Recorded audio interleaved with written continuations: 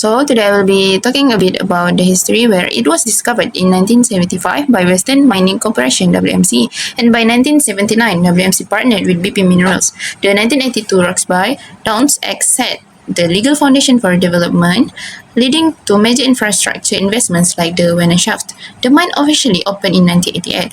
Production started with 45,000 tons of copper and 1,000 tons of uranium per year. Expansions later increased output to 200,000 tons of copper and 4,300 tons of uranium annually. In 2005, BHP acquired WMC resources and continues to operate the mine under a license valid until 2036 with potential extensions. From discovery to global significance, Olympic Dam remains a key player in the mining industry. Okay, now let's explore what makes Olympic Dam so remarkable. Firstly, it holds the largest uranium deposit and the fourth largest copper deposit in the world, along with gold and silver, making it an incredibly valuable resource hub. Geologically, its deposits formed 1.6 billion years ago in mid-Proterozoic granitic rocks, buried under 260 at up until 350 meters of sedimentary layers, creating a complex structure that fascinates scientists. Classified as an iron oxide copper gold (IOCG) deposit, this influences how ores are extracted and processed. Studying Olympic Dam helps geologists understand similar deposits globally. Lastly, its advanced underground infrastructure includes nearly 700 kilometers of tunnels and roads, ensuring efficient ore transport and high production capacity. A combination of rich resources, geological significance, and cutting-edge infrastructure makes Olympic Dam a mining powerhouse. Moving on, I'll highlight Olympic Dam's success that comes from efficient infrastructure, sustainable resource management, cutting-edge technology, and advanced processing techniques. Firstly, efficient transportation and workforce mobility. Automated train system moves ore safely and efficiently. Olympic Dam Airport ensures quick workforce, travel, and emergency response. Secondly, is reliable water and power supply. Northern Water Project provides water with recycling to reduce waste. As a power grid connection ensures stable energy for mining and processing. And the third one is advanced technology and automation. Real-time monitoring and underground communication enhance safety and efficiency. Automation reduces human error and boosts productivity. And the fourth one is high efficiency processing uses grinding, flotation, leaching, and smelting to extract copper and uranium. Advanced techniques maximize resource recovery and sustainability. Olympic Dam leads in innovation, efficiency, and sustainability, ensuring long-term success in mining. And next, we will be talking about another important C where Olympic Dam ensure in growth and sustainability. Firstly, economic and community impact where it increases jobs and business. Supports mining, logistics, and local businesses also. Exports and economy boosts Australia's trade and stability. And in community investment, funds, infrastructure, education, and healthcare are increased. Secondly is innovation and sustainability, where in automation part, robotic drilling and automated ore transport improve efficiency. And it also focus in green initiatives, where it focuses on water recycling and renewable energy. For ecosystem protection, it also supports land rehab and wildlife conservation. And also for the third one, it is a long-term responsibility where it is efficient in water and energy use that is to reduce impact, environmental training for workers and communities, and also sustainable growth for future generations. And for the conclusion of my part, Olympic Dam drives progress through innovation, sustainability, and economic strength. That's all. Thank you for the previous presenter. I'll be presenting about the ore processing that conducting in Olympic Dam and the potential of it in producing nuclear rod for nuclear plant. The mining in Olympic Dam is done by using sub-level open stoping method or known as underground hard rock mining. In here, the ore body is divided into a series of blocks known as stopes in order to gain access into the underground by drilling. Once the development of stopes is completed, blast holes were drilled into stopes and shock tubes detonators that fill with explosive are used to blast the ore in a controlled condition. After that, the ores are collected and hauled in trams or trucks to a primary crusher in order to reduce the size of ores for easy extract of the essential elements. Later, A conveyor belt moves the crushed ores to ore bins and drone by vibrating feeders to loading pocket of Venus shafts. This shaft hoists the ores to the surface of mine for further ore processing in a nearby plant.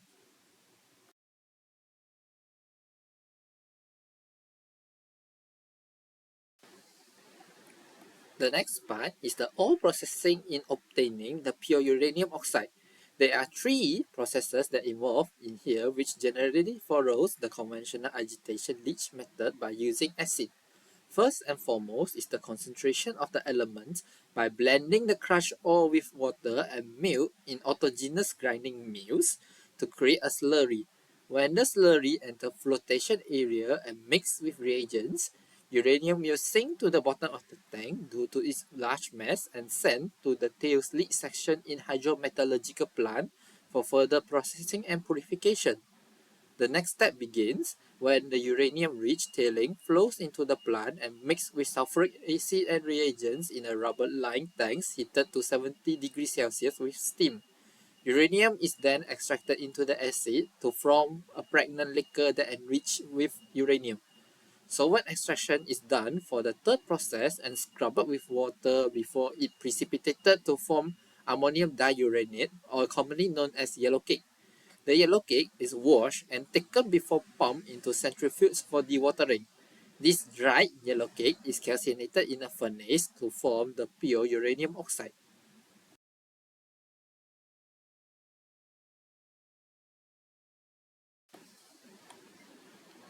For the conversion of uranium oxide into nuclear fuel rod, four processes were required, and it begins with the purification of uranium in converting to uranium trioxide. Uranium oxide that obtained from Olympic Dam is dissolved in a refinery to form uranium nitrate solution and extracted into kerosene. Next, the uranium is washed out of kerosene using nitric acid and concentrated using evaporation process to obtain uranium nitrate hexahydrate. This solid is heated at 400 to 600 degrees Celsius in order to remove water and also decompose to form pure uranium trioxide. After that, uranium trioxide is converted to uranium hexafluoride, where it changes from a solid state to gas phase for the ease of uranium enrichment process next. This requires few steps, including the reduction of uranium trioxide in clean using hydrogen gas to form uranium dioxide. Then, uranium dioxide is reacted with hydrogen fluoride to form uranium tetrafluoride. Though there are many different ways to produce uranium tetrafluoride, this method is still commonly used as the reaction can be conducted at a low temperature. Lastly, the solid state of uranium tetrafluoride is converted to gas state of uranium hexafluoride by reacting with fluoride gas in a fluidized bed reactor. Before the uranium can become the ingredient for fuel rod, it needed to undergo a vital process known as uranium enrichment. Naturally, uranium existed in two forms, which are uranium-235 and uranium-238 isotopes. However, only uranium-235 is capable of nuclear fission due to its instability, but it only exists in small quantity in nature, which is about 0.7%. Hence, enrichment process is needed to concentrate the fissile uranium isotopes for maintaining the chain reaction. The first method is gaseous diffusion, where uranium hexafluoride gas passes through a barrier that has microscopic holes from a high pressure to a low pressure region. Since the rate of effusion is inversely proportional to square root of molecular mass, the lighter uranium-235 isotopes will pass through the barrier more faster than uranium-238 isotopes, allowing the separation of two different isotopes in different regions. However, this method requires a large size of reactor and lots of energy, making this method slowly replaced by a more efficient centrifuge method. Centrifugation process require the uranium hexafluoride gas to be fed into a centrifuge unit containing cylindrical rotor spinning at a very high speed inside an evacuated casing. This centrifugal force generated allows the separation of heavier uranium-238 isotopes to concentrated at wall of casing, while lighter uranium-235 isotopes concentrated at the middle of the tubes. The lower end of casing is also heated in order to create convection current, which facilitate this separation process. The last step in the whole process is fuel fabrication, where it refers to the actual production of fuel rod. The enriched uranium hexafluoride gas with high amount of the fissile uranium-235 is converted back to uranium dioxide powder in fuel fabrication facility. The powder is transformed into cylindrical ceramic pellets grounded to uniform size. Normally, dopants such as titanium dioxide, calcium oxide, and more are added to increase the grain size and porosity and avoid building up of internal pressure in pellets that will damage fuel rod. These pellets are then sealed inside a cercaloid tubes, as cercaloid has corrosion-resistant properties and low cross-section for thermal neutron absorption, and this forms the nuclear fuel rods for usage of the nuclear power plant.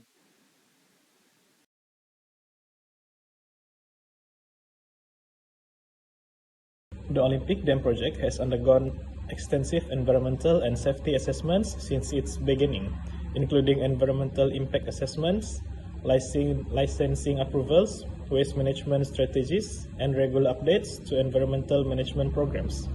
Initially, in 1983, the project adhered to Environmental Impact Statement (EIS) standards for mining and processing operations, with expansions incorporating technological advancement and improved environmental performance. A new EIS was required for output increases beyond the original approval. The project emphasized hazard management through a comprehensive design criteria paper, which outlined guidelines for operational safety, environmental standards, and high-risk control measures. This process included hazard and operability studies (HAZOP) during design phases, involving expert-led public session to identify and address potential risks. These measures ensured compliance with regulations and ongoing improvements in safety, environmental protection, and operational efficiency. The Olympic Dam operations involve significant land disturbance, leading to environmental challenges such as habitat loss, soil erosion, and risk to indigenous heritage and biodiversity. To address this, Olympic Dam Corporation (ODC) uses a land use permit (LOP) system and environmental management program (EMP) to mitigate these impacts. These frameworks include measures to prevent and mitigate environmental impacts, such as protecting biodiversity through designated no-go zones, managing invasive species, and rehabilitating disturbed areas. The EMP is divided into 5 sections, addressing resource utilization, hazardous material management, industrial system operations, waste management, and community engagement. Safety protocols for handling hazardous chemicals and hydrocarbons include compliance with national transport guidelines, regular equipment maintenance, and emergency spill preparedness. Despite these measures, incidents involving unplanned release of radioactive material have occurred, prompting ODC to enhance operational policies and introduce stricter controls. On a broader scale, Australia faces challenges in managing radioactive waste from medical research and industrial applications, generating approximately 45 cubic meters of waste annually. Low-level and intermediate-level waste is stored in over 100 locations, with plans for engineered reposition and long-term facilities to ensure safe containment, decay, and disposal of radioactive materials. These efforts aim is to balance the operational needs for the environmental and public safety.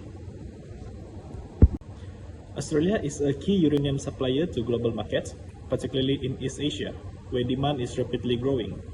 Bilateral safeguards agreements with countries like China, Russia, UAE, India, and Ukraine have enabled uranium exports, with 25 treaties covering 43 countries, including Taiwan. Australia's political and economic stability, along with its cost-effective resources, positions it to expand its market share. Additionally, Australia has significant coal reserve near eastern mainland population centers, minimizing the transportation costs and energy loss during the transmission. While Eastern and South Australia rely more on abundant gas resources for over 50% of electricity generation, Tasmania's nearly fully utilized hydroelectric capacity has delayed the need for large thermal power stations, highlighting the country's diverse and region-specific energy strategies. The Australian government actively supports the uranium exploration and mining in the Olympic Dam in South Australia, balancing industry growth with public, worker, and environmental safety. The approval process for mining projects has been streamlined to improve transparency and operational efficiency. Uranium mining is regulated by various acts, including the Mining Act 1971, which governs the tenement, registration, and operational protocols, the Radiation Protection and Control Act 2021, which addresses radiation safety for individuals and the environment, the Roxby Downs Act 1982, which facilitates governance and agreements related to designated mining areas, and lastly, the Environment Protection and Biodiversity Act 1999, which establishes environmental approval criteria. Between the year 1996 and 1999, the Western Mining Corporation, WMC, invested approximately 1.94 billion of USD to expand the Olympic Dam, increasing uranium concentrate production from 1,500 to 4,600 tons, and copper production to 200,000 tons. Before its 2005 acquisition by BHP Billiton, WMC allocated $50 million to assess the doubling the mine size, including classifying the southern ore body as proven reserve. By 2009, BHP Billiton's extensive drilling had doubled the resource, estimated to 8.34 billion tons, leading to plans for larger-scale mining operations. Initial production from the southern mining area began in 2017, following $250 million in investment that year, and by 2019. Olympic Dam contributed 6% of global uranium output. Efforts to improve uranium recovery rates have been ongoing, achieving a peak of 72.8% in 2008, but settling at 68% by 2020. Olympic Dam generates 20% of its revenue from uranium, 75% from copper, and 5% from gold and silver, with uranium concentrate sold under long-term contracts to utilities in countries such as Canada, USA, Japan, and South Korea, and thus other several European nations.